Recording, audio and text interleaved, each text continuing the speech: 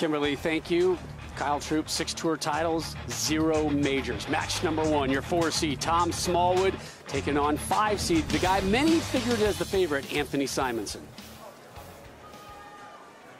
The Players Championship Central Regional winner, Tom Smallwood.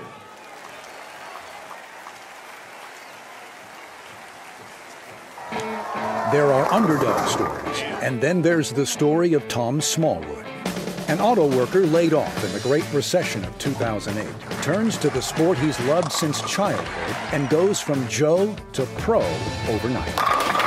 Good in the clutch, Smalls has been coming from behind ever since he defeated Wes Millar with an epic win at the 2009 World Series of Bowling PBA World Championship. But can Smalls tempt fate again and walk away with another epic win? This is Tom Smallwood. The deer hunter looking for a 12-point buck today here at the PBA Players Championship.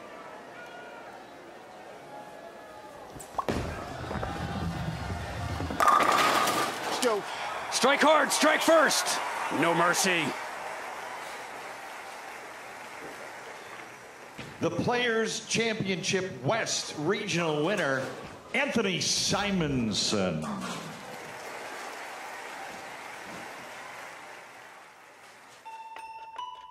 Simo is the baby-faced bad boy of bowling.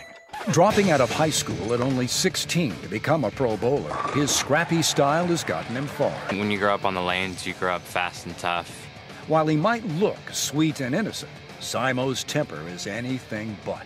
He's known for his low-to-the-ground, aggressive two-hand style and aggressive attitude on the lanes. He's paid for it, too, with fines to the league for going so far as to break equipment at a tournament. But he's breaking records as well. The youngest person to ever win a major, Simo is also the first to win a PBA Tour title using his backup ball. With so much riding on the line, can he keep his temper in check and claim a victory on the PBA Tour? This is Anthony Simonsen. We saw a flash of that aggressiveness, of that temper, of that spirit to win yesterday during the seeding round.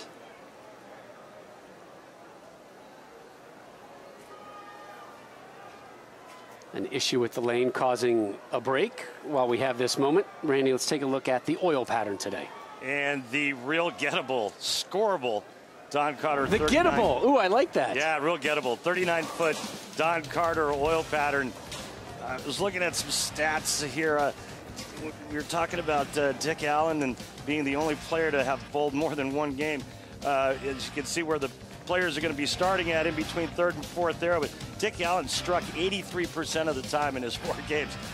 But look for Francois Lavoie and Dick Allen maybe to go a little bit straighter to start. I'm sorry, did you say 83% of the time? I did. It's bonkers. Yeah. Of the 5 shows, Belmo, leading up to this one, a 74.3% strike rate. It was a strike fest. Yeah, the boys never had an issue getting to the pocket and knocking them all down this tournament. And it looks like we're seeing it carry over into the final 5 today. Look at that, those numbers, over 20 miles an hour. 21 miles per hour in the sport of bowling is really fast and at almost 500 rev rates. You can see what the players have done in their title matches to get to this point. And again, what really stands out is those big high rev rates. And then you mix in, well, some more normal stuff right there. And you can see how the players pretty much all played the inside portion of the lane. Back-to-back opening jacks for the baby-faced bad boy. Jason, obviously, we all saw how visibly upset he was after the 3-game seeding match yesterday. What do you think that did in terms of motivation for Simonsen? It's a good question, Randy. I mean, everyone's personality is so different. I mean, we're seeing that same type of aggression even from Tom Smallwood. You know, he let out some passion in his win to get here. Back-to-back opening doubles for both of them. Look, that seeding round yesterday, but a lot of it was because there was guaranteed money waiting for them if they succeeded. No, that's exactly right. So, I mean, when you're talking about that visual, verbal, and physical moment yesterday from Anthony, I think, you know, he's a young guy. He really wants to create, you know, his legacy. Major championships are the way to do it. But yes, there was a big dollar sign in that seeding round, and the scores are pretty close. So a couple of bad shots here or there for Anthony. If he turns them into strikes, he could have been leading this tournament.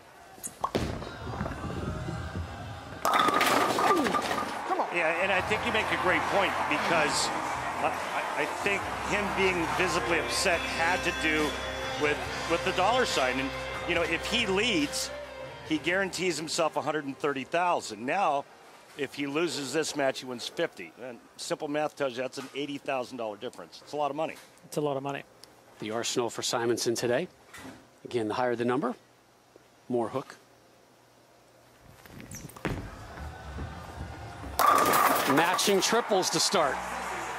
And I think what's interesting early on is watching Simonsen and how much straighter he's going this afternoon than he did yesterday. And I think this is the right way to go. Yesterday, he really started to open up the lane. And I get that they were breaking down. I get there was more games bowled, more traffic. But we saw Kyle Troop go straighter yesterday. It paid off. Anthony Simonsen started to lose carry because he was creating so much angle. Yeah, and talking to Anthony, I asked him why. And he said he wanted to get ahead of the transition. He thought the lanes were going to break down super fast, and he wasn't going to have to see that transition with the other guys playing a little further right. Today, Randy, a much more direct line. For me personally, watching this entire event unfold, this first game out of the blocks, it seems the straighter that you went, the better your line to the pocket was to go through the pins. And he's using that famous blue ball of yours. That's a nice ball. I like that trend bowling ball. Four-bagger for Simonsen. Smallwood trying to match him.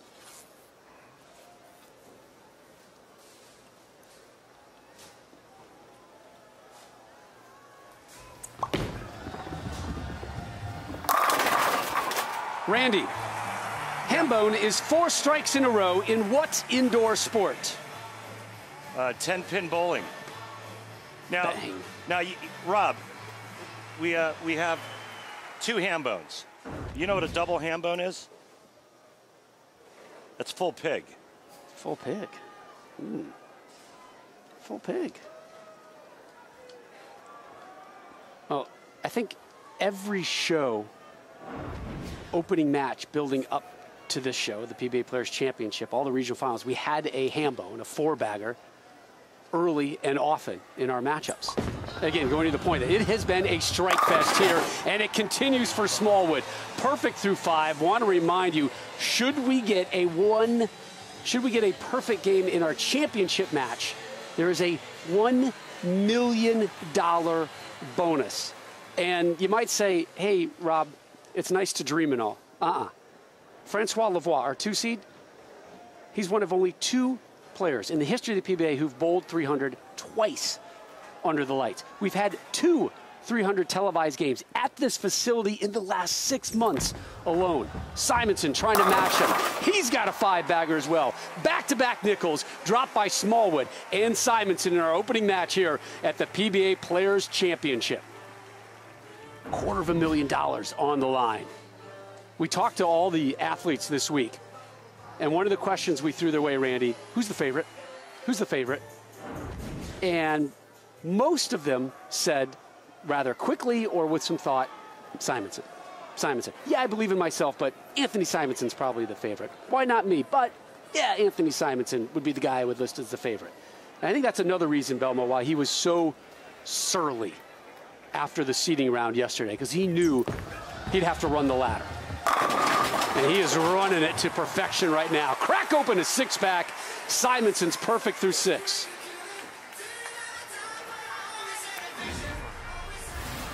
Tom Smallwood, though, no stranger to the pressure of a major. Up next, why he needs that pressure. This is the 2020 PBA Players Championship.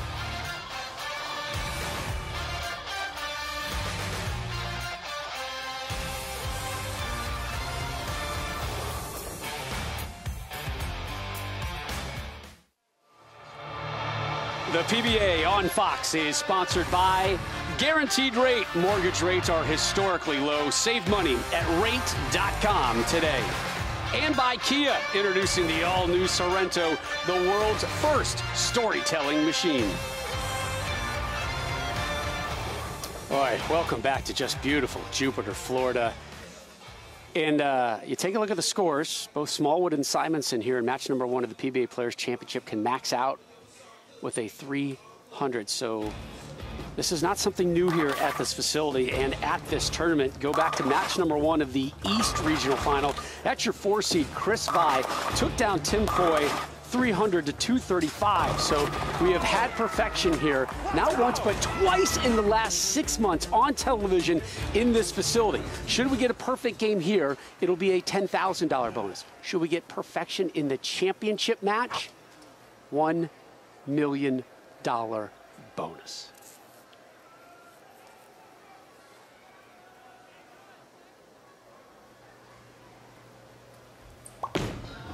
Not my best effort. He didn't like it, but he'll take 6 straight to start. And boys, of any PBA tournament that I've ever been to, this week, I think is probably the greatest chance we're going to see for that $1 million. Let's take a look at Tom Smallwood's release. And it's very unique in what most would call a full roller, because the track gets just inside that thumb hole going down the lane. But I'll tell you what, he's really good with it. I think the only downside to that full rolling release is you're limited in terms of how many different layouts you can use in a bowling ball. Randy, I'm looking at my police scanner. It's showing an early report of a chase on I-300. Yep, there it is. We've got a chasing 300 alert. We might have a double alert. We might have a double. This could be a first. Yeah. We could have a double chase going on I-300 right now. What's interesting, Jason, is Simonsen, the much higher rev rate, but yet he's actually 6 boards further right than Smallwood. Oh! Yeah, and the speed is higher too. So the rev rate's higher, the speed is up. Anthony, I think he's playing the long game today as well. He's thinking, if I'm going to run this ladder, I want to make sure that I leave a little oil in the middle of the lane to go to. Of everyone who is bowling today, Anthony's probably the best who can open up his angles. Oh, and he missed it. He missed it. Circle this frame. You can't afford mistakes like this at this level with this much on the line going against a guy like Tom Smallwood. You see him get up to his toes there on the left foot and then goes down. And Rob, this is the misconception of high scores. People think it's all about strikes. But what we've seen... Simonsen's off his game. He walked away as soon as he released that one. And what we've seen is as soon as someone has opened the door, the other player with this type of oil pattern in this facility has really stepped on his toe. Now, Anthony, that 10-pin, did it rattle him? Perhaps he wasn't happy with that next shot. But maybe that's the next step in Anthony's game. He's been able to find a way to quickly let everything go and get back onto it. Well, he has to, because it's now back-to-back open frames. And this is Tom Smallwood's for the taking right now.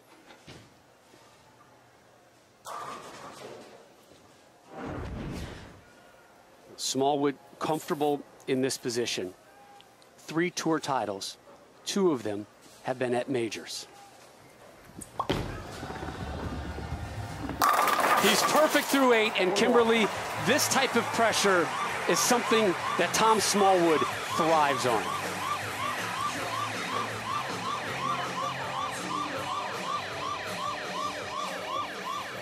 But saying every time I make a TV final, I'm always super nervous. So I asked him, how do you channel those nerves into something positive? And he said, when I step on the lanes, I mentally commit to what has to be done, and then everything changes to a focused energy. But I need that nervousness, because if I don't have it, I get too relaxed. So I'll take the nerves any day. Yeah, I'd rather be nervous. The nerves help him. More comfortable, and it shows. And he is comfortable through 9. Perfection.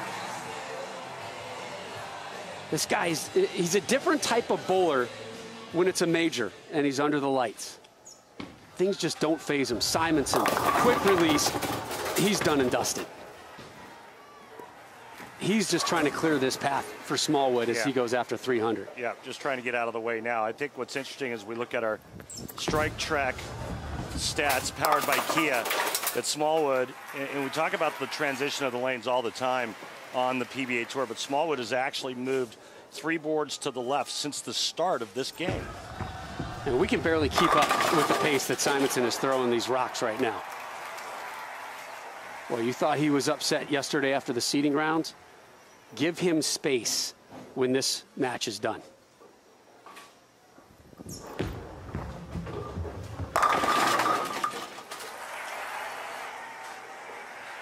And remember, he was perfect through 6. Well, missed the 10 pin in the 7th. And that's how higher scoring matches go. You know, it's being able to fully finish the game out. Now, if you leave those corner pins, you've got to be able to spare them straight away. Right. And you've got to get straight back onto it. I give him credit. He knew it was done. Yeah. He knew what was on the line at a major, chasing 300. Let me get my shots out of the way. Let me just move on. I'm going to be angry and surly in this chair, but I'm not going to let it disrupt Tom Smallwood. Right, and that's the classy thing to do. Right now he's going to sit back and root for this man. We're all rooting for him. 3 strikes from perfection.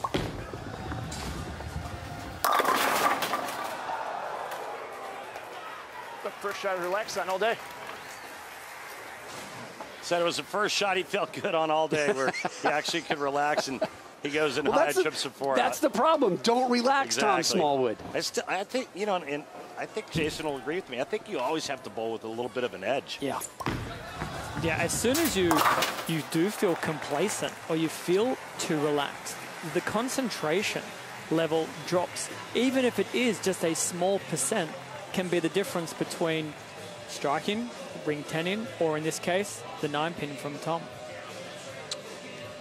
Great opening game for Tom Smallwood. The question now will be, as the lanes transition and he has to move farther towards the middle part of the lane like he did right there, will he have enough to get his ball to strike when it hits the pocket?